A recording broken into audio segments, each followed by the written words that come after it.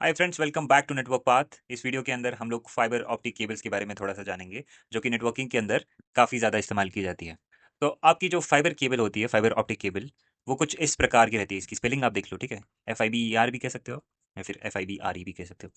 तो ये जो है ना, इसके अंदर तीन, अगर इसे देखा जाए तो तीन पार्ट्स में डिवाइड किया जाता है। एक होता है कोर, एक बहुत ही पतला सा सिलेंडर होता है, और ये या तो ग्लास का होता है या तो प्लास्टिक का बना हुआ रहता है, ठीक है। तो जो ग्लास वाला है, जाहिर सी बात है महंगा होता है वो केबल, और प्लास्टिक वाला है वो थोड़ा सा सस्ता होता है।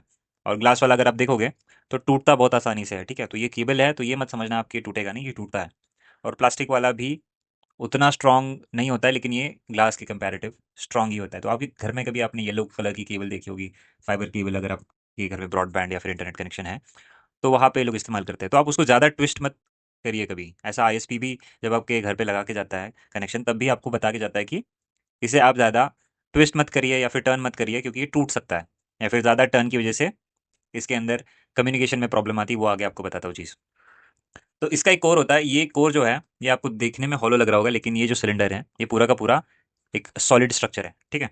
सॉलिड स्ट्रक्चर है, और इसके अंदर लाइट पास की जाती है ऐसे, और ये लाइट ऐसे ऐसे ट्रैवल करती है और ट्रैवल करके दूसरे एंड तक पहुंचती है। और सिमिलरली जैसे इलेक्ट्रिसिटी के थ्रू हम लोग कॉपर केबल्स में डेटा ट्रांसमिट कर रहे थे, वैसे ही इसमें भी वही फंडा है। थोड़ा सा अलग है, ये एक अलग फिजिक्स के फिनोमेना पे काम करता है, ठीक है। तो सबसे अंदर जो होता है वो होता है कोर, और उसके बाहर जो होता है आपका वो है क्लैडिंग। ओके, तो कोर आपका काफ़ी छोटा होता है। कोर आपका अराउंड 9 माइक्रोमीटर्स का होता है, और आपका जो क्लैडिंग है जो कि 125 माइक्रोमीटर्स का होता है। 9 माइक्रोमीटर काफ़ी छोटा होता है, आपके बालों के स्टैंड जितना। आपने कभी फाइबर ऑप्टिक केबल्स तो बाहर भी मार्केट में देखा होगा, एक है ना, गुलदस्ता जैसा कुछ तो बनाते हैं लोग केबल्स का, फाइबर केबल्स का, जिसके अंदर से बहुत सारी लाइट्स बाहर निकल रही होती है।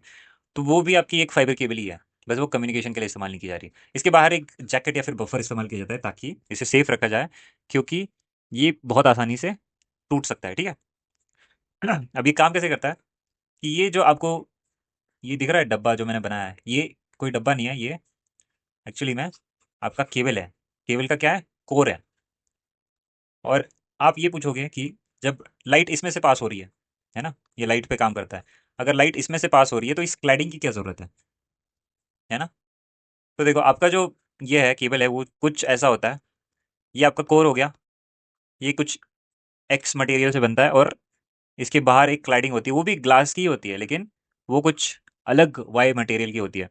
तो इनके अंदर जो डिफरेंस होता है वो रिफ्रैक्टिव इंडेक्स का होता है। फिजिक्स के अंदर अगर आपने कभी पढ़ा होगा तो इनका रिफ्रैक्टिव इंडेक्स अलग होता है, और उसी वजह से ये लाइट को इंटरनली रिफ्लेक्ट करने में मदद करता है। तो अगर आप लाइट को इस डायरेक्शन में मारोगे तो ये इस तरफ बाहर नहीं जाएगा, ये इधर से ही अंदर वापस मुड़ जाएगा, और ये वापस ऐसे ही टकराते टकराते दूसरे एंड तक बाहर चला जाएगा, ठीक है। और इस फिनोमेना को हम लोग टोटल इंटरनल रिफ्लेक्शन कहते हैं।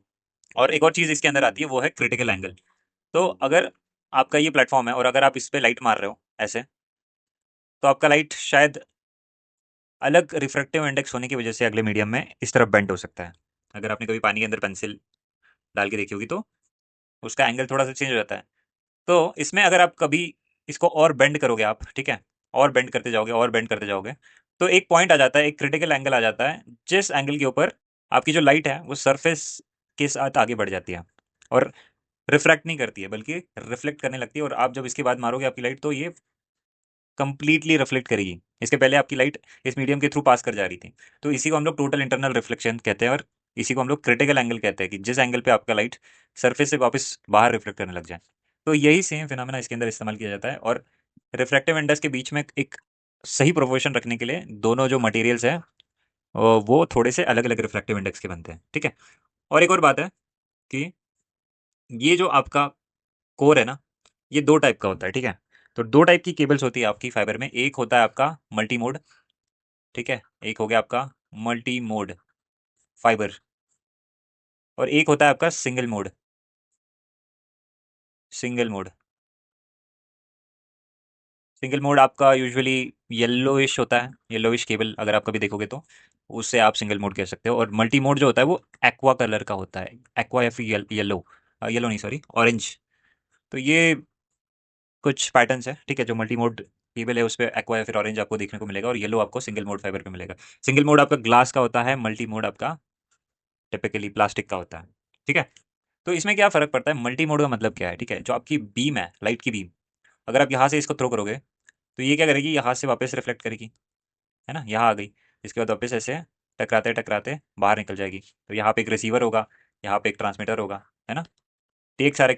अब आप देखोगे कि केबल के अंदर अभी भी खाली जगह है, तो आप है ना लाइट का एक और रे यहाँ से भेज सकते हो, जो कि यहाँ आएगा, फिर यहाँ टकराएगा, फिर यहाँ आएगा, है ना। तो ऐसे ऐसे करते करते बाहर निकल सकता है एक दूसरे को बिना इंटरफेयर करते हुए।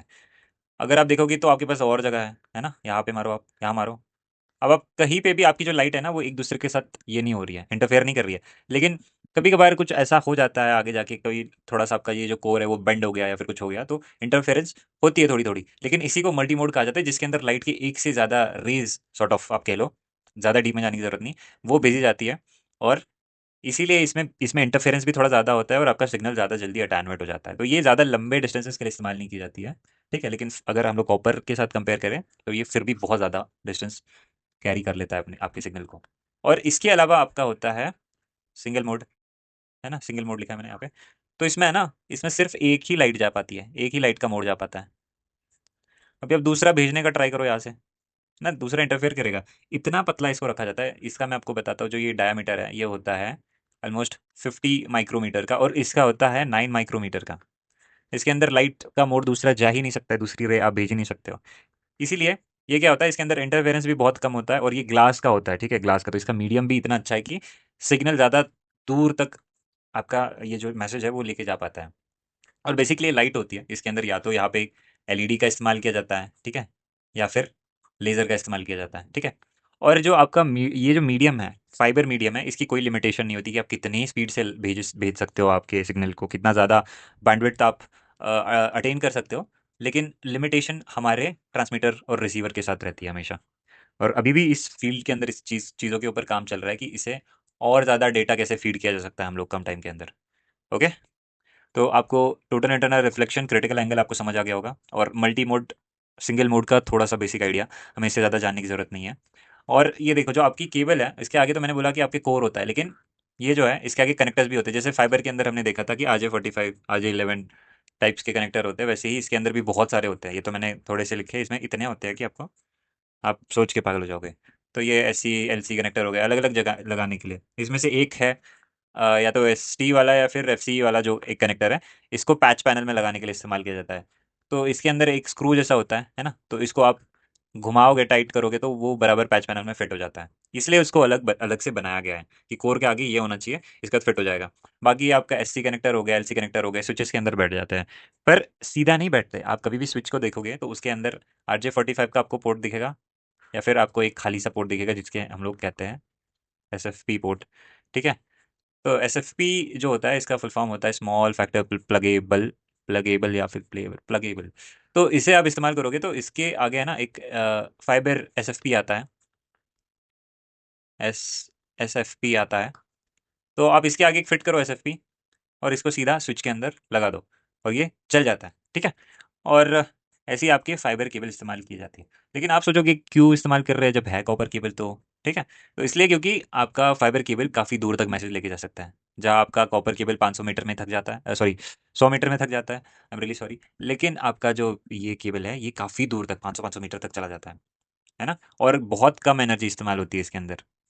कॉपर केबलिंग में ज़्यादा एनर्जी इस्तेमाल होती है, ज़्यादा इंटरफेरेंस होता है, बहुत लॉस होता है। लेकिन आपका फाइबर केबल है, ये बहुत ही अच्छी टेक्नोलॉजी है उससे ज़्यादा एफिशिएंटली, और ये महंगी भी केबल है, इसलिए इसे लॉन्ग डिस्टेंसेस के लिए इस्तेमाल किया जाता है। और दूसरी चीज़, ये थोड़ा सा ये होता है, टूट सकता है ये, ठीक है। तो इसे आराम से इस्तेमाल किया जाता है। तो जैसे अगर आपका कैंपस है, बड़ा सा कैंपस जहाँ पे केबलिंग करनी है, तो आपका जो कॉपर केबल है वो हर जगह इस्तेमाल नहीं किया जा सकता। आप आपके सेम फ्लोर के ऊपर कॉपर केबल इस्तेमाल कर सकते हो यूजर्स तक, केबल केबल भेजने के लिए उनके डेस्क तक। लेकिन अगर कैंपस के अंदर दो दूर दूर बिल्डिंग खड़ी है, तो जो आपका मेन एरिया है जहाँ पे सारे स्विचेस आके कनेक्ट हो रहे हैं, वहाँ तक आपको फाइबर ही ले करनी पड़ेगी, वरना आपका सिग्नल लॉस होगा। ओके। तो आई होप आपको फाइबर केबल्स के बारे में थोड़ा थोड़ा समझ आया होगा। अगर आपको कोई डाउट्स है या फिर कुछ और जानना है तो आप कमेंट सेक्शन में बता सकते हैं मुझे, या फिर ऑनलाइन आप सर्च करके देख लो। ये टाइप्स ऑफ कनेक्टर्स के बारे में मैंने थोड़ा कम बताया, लेकिन आप सर्च करो, आपको बहुत सारी जानकारी मिलेगी। और इस वीडियो में इतना ही था। Thank you so much.